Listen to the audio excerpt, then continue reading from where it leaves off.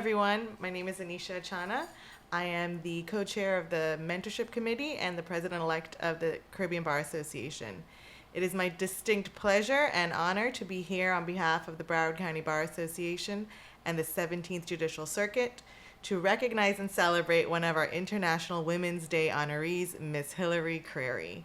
Ms. Creary has over 20 years of experience in family law and has built a reputation for herself as the lawyer who cares and a community servant.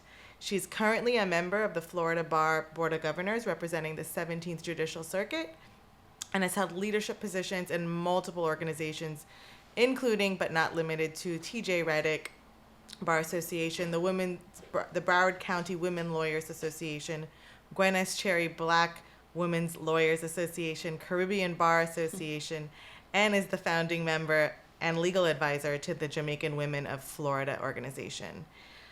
Welcome, Hilary, and congratulations on your distinct honor. Oh, it is my pleasure, and I am so humbled to receive this recognition. I don't know when I started 25 years ago that this would ever happen, so I'm honored to be here. We're honored to give it to you. You are most worthy.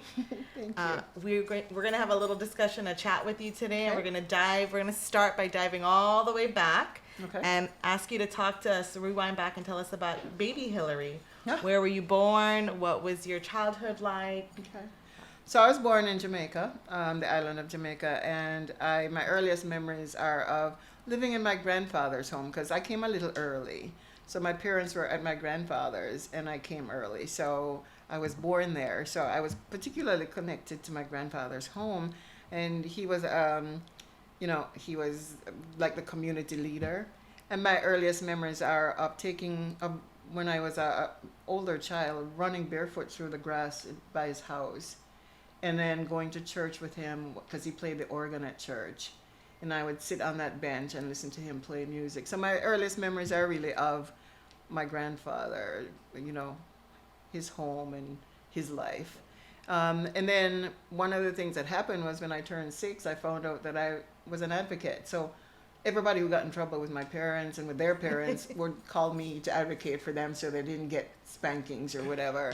And so that was when I first figured out that I had that in me to be an advocate for people. And so that's when the lawyer in me started. But I have to tell you that my mother, who passed away in September, was kind of a fortune teller because she named me my middle name, which I have never shared publicly, is actually Augustine. And if you know your history, you know who St. Augustine was. He was the advocate for the widow and the orphan and the poor. So I think it was my destiny. It sounds like it was. And speaking of being an advocate for your cousins and your friends and your siblings, I'm sure your parents must have loved that. I wouldn't say so. I think my father probably had a really hard time with it, but I think the pride that he felt when I actually became a lawyer. Actually, when I was in undergraduate, and I was being inducted into the Honor Society, and everybody else was working. My father had been ill, and he was at my ceremony with me. He was the only one who was there. And I know I promised I wouldn't cry, but he passed away several years ago. But that moment of having my father there as I'm inducted into my college, honors program was just very, very special to me. But I think he would be proud of me. But the reality is, when I was challenging him, I don't think he was so happy. He didn't love it then, but I'm sure he's very proud of you now. Well, thank you. It sounds like this was the only path for you, being an advocate, being a lawyer. There was never any question. Was there? There actually wasn't, but there was, and I'll explain. So when I was growing up, my favorite TV show was Perry Mason, right? So I thought I was going to solve all the crimes in the courtroom and slam things down and be dramatic and figure out the crime. And then I did my first crim law class and figured out that that really wasn't my path, that family court. And then I did an internship while I was at Nova. And that's when I figured out that family law was where I needed to be. And I've never looked back, so I've always done family law. But in terms of being a lawyer, there was a moment in time when I became a wife and a mother, and all those other things that kind of, and then I worked for corporate America for years. So being a lawyer was the fulfillment of a dream that I had that was delayed by my life. So while I was busy taking care of business, and I worked in corporate America for years, but I was not happy, and I never became really joyful until I became a lawyer. And you said you practice family law, and that's all you've really practiced Yes. in your career. I assume, and you can correct me, that I know that you're a nurturer and that you're an empath. I assume there is something about those qualities that drew you to family law. I think, and I think it was one of my professors who said, you know, you're not just an attorney, you're a counselor too. Counselor at law, right? We used to use that term a lot more than I think we use it now. But one of the things that I like the most about practicing family law is that you get to counsel people when they're going through the worst things in their lives, one of the worst things in their lives. And I am not by any means a mental health practitioner, but when you're a sounding board and you just listen. And it's very important in what I do to be able to just hear people, make them feel heard. And sometimes you have to give them a reality check too, right? But you're a counselor. That's a big part of who I am. And so I can't imagine doing anything else but counseling and advising my clients and educating and empowering them. Many, especially, and I hate to be sexist about this, but, you know, the men who call me, they have no idea what their rights are. You know, and so being able to educate them, that's a priority for me. I think it's a little bit easier to be empathetic when you walk the walk. So I've experienced some things in my own life, which I think have kind of informed the way that I deal with my clients. And my clients know that when they come to the firm, they're family. All of my staff are trained to treat our clients like family. So. And you talked a little bit about your prior life before being a lawyer, working in the corporate world, and now working in the legal profession, which was traditionally, I don't know if it is anymore, a male-dominated profession. What are some of the obstacles that you may have faced as a woman, and as a woman of color specifically? And yeah, so I remember, and I share this story frequently, going into the courthouse and being told that I was in the wrong line at the courthouse because this line is for the lawyers and that one is for the public. Although I'm dressed in a suit and I have my briefcase, and I thought it was obvious that I looked like a lawyer, you know, in a pinstripe suit and whatnot. And people would put me, I assumed that I'm in the wrong line and correct me, including the clerks, by the way, who would say, no, that you have to go in that line. When I had my own practice, I had my own building. And I would have clients come in, and I would, because it is my habit to care for people, I would make them a cup of coffee or whatever. And they would say, so would you tell the lawyer I'm here? Because they assumed that I was just there to make them the coffee. And so I'd say, sure, I'll be right back. Put them in the conference room, and then I'd walk into the room, and they'd look over their shoulders like, you know, they're looking for the real lawyer. So yeah, I had to deal with that. And there was a time when, you know, I was practicing in rural Jacksonville. And they'd never seen a lawyer like me before, because then I had lots of hair, and so I had my dreadlocks, and I walked into the courtroom, and that was kind of a shock for the chief judge, who advised me that here, he doesn't know about what us big city lawyers do, but right here, he's going to tell me how his courtrooms run. And he called me sweetie, darling. He called me everything except, you know, attorney. Your name. Or by my name. Or counsel. And it took me a couple of years to be okay with that because I recognized that it wasn't my issue. And to that point, what advice do you have to young women attorneys coming up in the profession who unfortunately may be seeing some of these same, you know, bad habits out there? I think the first thing is to recognize that it's not you. It's not about you. And if you play into, accept that into your head and make that control who you are, then the problem really becomes you. So my advice to them is to keep your head up, be prepared, be smart, be be good at what you do, and then what comes out of your mouth and what your brain expresses will replace the perception, the external perception. So just keep at it, but don't buy into the hype. It's not you. That's excellent advice because unfortunately, it's maybe a little bit better, but it's not entirely gone. And I think people forget, but I don't because I've been doing this for 25 years. Oh Lord, walking into a courtroom and you're sitting at the table with your opposing counsel, and the judge will ask your opposing counsel, who's a man, about the wife and the children and the golf game, and they're having banter. And you as a woman, you're sitting there and you're thinking, is he going to ask me about my husband and my children and, my sewing circle? mm-hmm. And it just wasn't that way. So, yes, we've come a long way, but we're not quite there yet. We're not quite there yet. So you are our representative for the Mhm. Board of Governors. You are board member to various organizations, Mhm. full-time lawyer, Mhm. a mother. Mhm.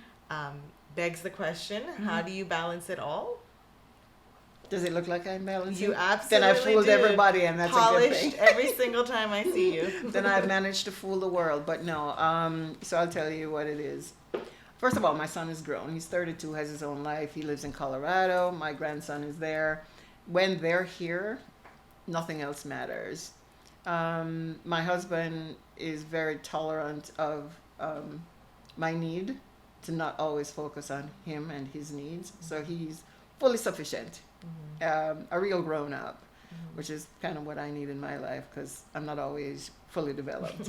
In terms of balancing life, I try to compartmentalize my life, right? I don't think there's any such thing as complete balance.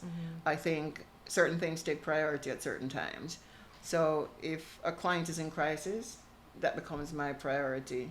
If I'm juggling, and there are days when I've got board stuff due because I'm chair of a committee. I've got subcommittees. I've got all this work to do, and so if I'm juggling client work and bar work, client work takes priority. So you always have to sort of compartmentalize and then prioritize. And then if I have a report to give to the board tomorrow, that becomes my priority tonight, even if it's at midnight. So it's always about figuring out what your priorities at that moment. And then I've been encouraged to have mental health days off. So I decided a year ago I would not work on Fridays. I can tell you, my staff will tell you that's just wishful thinking. So there's some days when I just tell them I need a mental health break, so I'll be watching TV today, and that just means I'm working from my laptop while I'm in bed watching TV. And my favorite shows are Korean TV shows. I've just fallen in love with Korean TV. They're all over Netflix. I swear I'm maxing out Netflix on Korean TV. So I will work from my laptop on my mental health days off while I'm watching Korean TV. And it's all subtitled, so you have to be paying attention. So it takes your brain a little bit away from all the other things that are going on. But that's my release.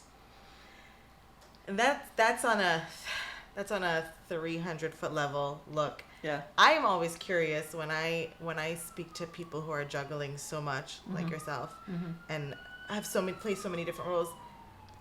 What do you do on a much smaller level to keep track of your tasks? Are you a phone calendar person, a to-do list person? Does your Outlook govern your life? I hate technology. I'm very bad at it. I believe in the old-fashioned write it down. So I've got notebooks on my desk. They're notebooks and they're numbered from dates, and everything goes in that notebook. So if you want to know what I did last week, I can look on that date and I'll tell you exactly what I did, who I talked to. So I keep everything in. I have little notepads next to my bed because I jump up in the middle of the night and think, oh my gosh, I was supposed to do this or I didn't do that, and so I write the list. I keep one in my car, So yeah, I'm governed by having to write down everything. I write lists, check off lists while I'm driving. Yeah. Well, while I'm parked at the red light, I will jot down in my car, remember to call so and so, or remember to do such. And then as I do them, I cross them off. I have a vision board in my office, and me and my staff will add things to that vision board. And then as we're done with them, we erase them. So, and the reason why we keep the list is because when you've crossed something off the list, you go, right? It's a bit of a reward. It's a tiny reward. It's just a tiny little bit of recognition that your day had some value. So yes, I am a list keeper. Thank you. I am too, and I am reluctant to switch over to being governed by my phone or my Outlook. I love a list. I'm very good at unplugging because I have a Facebook account I haven't looked at in maybe 8 months. I just don't feel the need to look at it all day, every day. So, but I have people. I have people for that. So I know because I know you fairly well, and I've received the phone call or the email where you've met someone and they're in need of mentorship or they're in need of some help, and what can we do? And you rally the troops and we get that person whatever it is that they're looking for and they're in need of. I want you to talk to us a little bit about what mentorship has meant to you, first as a mentee and now as a mentor. Well, I think mentorship is absolutely essential. No matter how smart you are or how gifted you are, you will always need somebody to inspire you and to keep you in check, keep you accountable. I think for me, my mentors started with high school. I had teachers who told me that I was smart enough. I had teachers who told me that my writing was inspired. And then when I got to law school, there were other professors that kept me in check and worked hard with me. I will always be grateful to Professor Michael Richmond at Nova, Professor Jane Cross, who inspired me. There's so many people who have been a part of my life. People like Juliet Rulek and Lorna Brown Burton, who served with me on the Young Lawyers Division Board of Governors a long time ago. Ladies like that who have been very instrumental in my life. And they always taught me to pay it forward, right? So now I have mentees at law schools across the state. I have young lawyers that I mentor. As part of the Gwen Cherry, I also teach, I'm one of the instructors at their Rainmakers Academy, where we teach young lawyers how to open their own practices. I think that's crucial. I used to go every year to talk to the incoming first-year class at Nova. So I believe we all have to play it forward and make sure that the next generation, particularly the next generation of female lawyers and the next generation of African American and Caribbean lawyers, have somebody that they can call when they need something. So I work really hard at that. Yes, you do. And I know that from personal experience. What message do you have for young women, law students and young lawyers that are coming up behind you? If you could give them a piece of advice on how to navigate this world, what would you tell them? Find your purpose. A long time ago, I heard somebody define what purpose is. And what he said was, Tavis Smiley, I don't know if you remember Tavis Smiley, he said, in this journey called your life, you go through experiences, you learn things, you have no idea why you're learning them or going through them. And then one day, you meet a situation or a person that needs what you bring to the table because of those experiences and that learning. And when those two things clash, when they collide, that's called purpose. That's when you find your purpose, because you finally recognize why you had to go through all of those things and why you had to learn all the things and life lessons, because you had to be there at that moment for that person. And I think when I started practicing family law, I figured out what my purpose truly was. And I have never looked back. And there's another expression that I have to tell you. It's called, and I take it very seriously, it's called tikkun olam. And it's, I believe it's Hebrew, and it's about healing the world. And I believe that the God that I serve put me here to heal the world, his broken world, one case, one person, one day, 1 minute at a time. So I have that also posted on my desk, and I read that every day along with my oath, my attorney oath. Those are the two things I read most days, because I want it always to be in front of me and inform who it is that I am and what it is that I do every day. And I definitely believe it has. You are a servant. You are inspirational. You are a healer. I'm going to end this on a fun, Okay. silly note. Okay. We have a time machine. Okay. You get to go back in this time machine and break bread with whoever you want. Where are you going back to, and who are you meeting?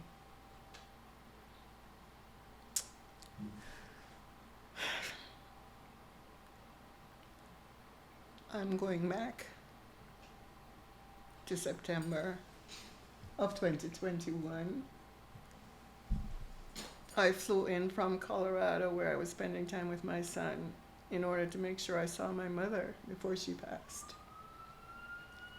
I go back to that day and make sure she knows how much I loved her.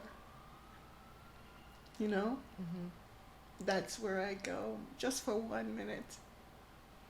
I'm sorry, it was supposed to be fun. No, that was so honest and so human and so real, and I thank you for That was sharing supposed that to be with fun. us. My apologies, but that's exactly where I go. I'm sure it would have been fun to tell her that you love her, and I'm sure she would have loved to hear it and tell you back. Thank you. Thank you so much, Hilary.